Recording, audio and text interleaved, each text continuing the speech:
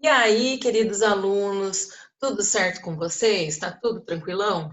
Professora Priscila, de Geografia, e hoje nós vamos realizar a revisão do conteúdo das formas do relevo da Terra e também a correção do exercício da página 19.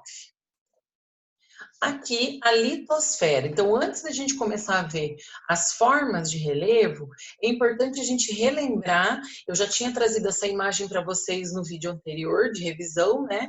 Então, a gente tem aqui a imagem, coisa mais linda, né? Eu vou à loucura quando eu vejo uma coisa dessa, da nossa crosta terrestre, né? Então, aqui incluindo o assoalho oceânico, né? Então, lá o fundo, né? O chão do mar. Então, dos oceanos. Aqui, olha, dá para a gente ver certinho o contorno dos continentes, né?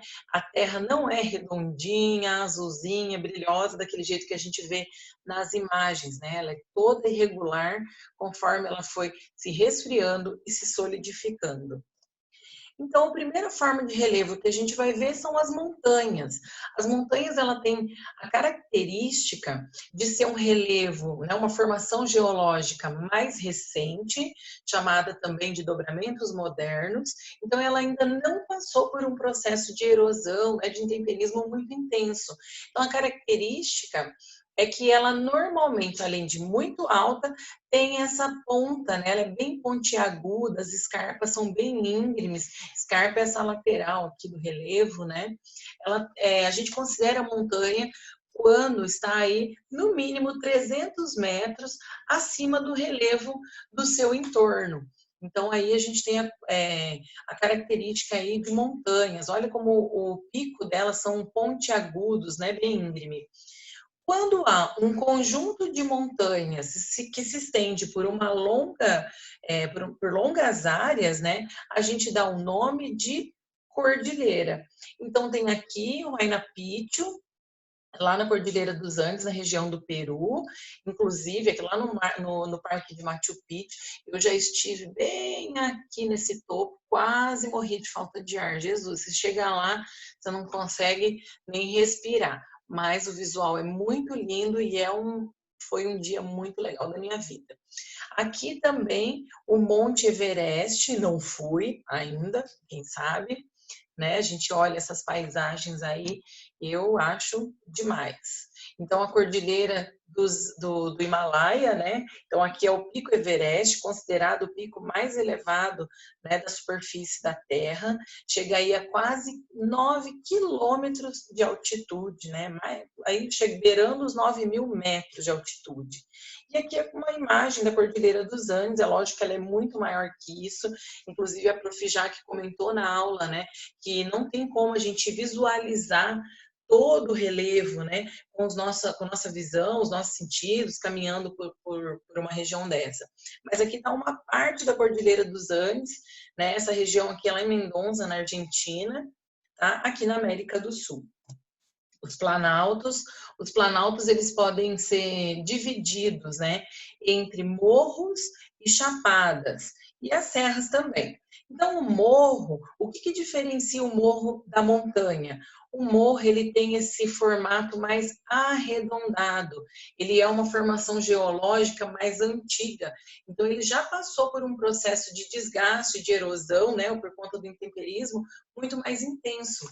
Então, ele tem essa característica de ser mais baixo que a montanha e o pico também é menos pontiagudo, tem esse formato mais arredondado. Quando há um conjunto de morros em grandes extensões, a gente chama então de serra. Aqui um exemplo é a Serra da Mantiqueira, na região de Minas Gerais. Tá? Também pega ali um pedacinho do Rio de Janeiro, de São Paulo, mas essa imagem aqui é da Serra da Mantiqueira, lá em Minas Gerais. Reparem aqui, olha, os morros mais arredondados, são vários, né? E embaixo aqui, a Chapada. A Chapada tem a característica de ter essa escarpa, olha, bem íngreme, elevadas altitudes, e o topo é plano. Olha a diferença do morro. O morro ele tem essa característica arredondado. A chapada, ela é bem íngreme, né, a escarpa, e é plano em cima. Aqui é a Chapada da Diamantina, na Bahia. As planícies, aqui Para que você consiga compreender a formação das planícies, eu resolvi revelar meus dotes artísticos aqui para vocês. Então, tem aqui um relevo mais elevado, que passou por um processo de intemperismo, de erosão, então foi perdendo, né, sedimentos, pedacinhos das suas rochas que foram sendo desprendidas, desgastadas e soltas. Pedacinhos de rochas não evaporam, então elas vão parar onde? Através da chuva, do vento, elas vão parar nos relevos mais baixos. Aí o que acontece? Ela vai se acumulando e com o passar dos milhões de anos, esses sedimentos que vão se desprendendo, se soltando do topo desse relevo, vai se acumulando e sedimentando nesse relevo mais baixo aqui. Então, com o passar do tempo, forma uma planície, que a gente chama então de bacia sedimentar. Aqui, olha, uma imagem das planícies no Pampa, né, lá no Rio Grande do Sul, a gente vê que realmente, né, mesmo se tem alguma elevação, é muito baixinha, são bem suaves, mas aí são relevos realmente bem planos. As depressões são duas, tem a depressão relativa, que é um relevo mais baixo em relação ao relevo do seu entorno. Então, aqui nessa chapada, lá na região de Itambezinho, no Rio Grande do Sul, então aqui embaixo é um relevo que está acima do nível do mar, porém ele é bem mais baixo que o relevo que está ao seu entorno. Então, é considerado uma depressão relativa. Já o Mar Morto, lá em Israel, ele é considerado uma depressão absoluta. Por quê? Dá uma olhadinha aqui nessa imagem. O nível do mar, 0 metros. Reparem que mesmo estando em parte continental, olha, o relevo está abaixo do nível do mar. Então, quando é nessa situação aqui, é uma depressão absoluta, certo? Então, o Mar Morto é considerado uma depressão absoluta. E aqui um resumão, né, de todas as formas de relevo aí. Então, o planalto, olha aqui a escarpa, né, plano. A colina, que é um morro, olha só, arredondado. A montanha, o pico bem pontiagudo, mais alta, né? A escarpa bem íngreme. A cordilheira, que é o conjunto de montanhas. A serra, que é o conjunto de morros. A depressão aqui, olha, o relevo mais baixo. E planícies, certo? Agora você vai pausar esse vídeo, pegar o seu livro didático, volume 2, capítulo 3, página 19, e vai realizar as atividades da sessão Organize as Ideias. Beleza? Aí quando você terminar, você volta e dá o play novamente no vídeo. E aí, pessoal, conseguiram fazer? É uma revisão geral aí do conteúdo desse capítulo, tem vários assuntos aí que a gente já estudou nos vídeos anteriores e nesse vídeo. Espero que vocês tenham se dedicado e feito com bastante atenção. Então, vamos aí à correção. Correntes de convecção, seria aqueles movimentos que o magma realiza no manto, né, por conta das elevadíssimas temperaturas, né, como se fosse uma água borbulhando na panela.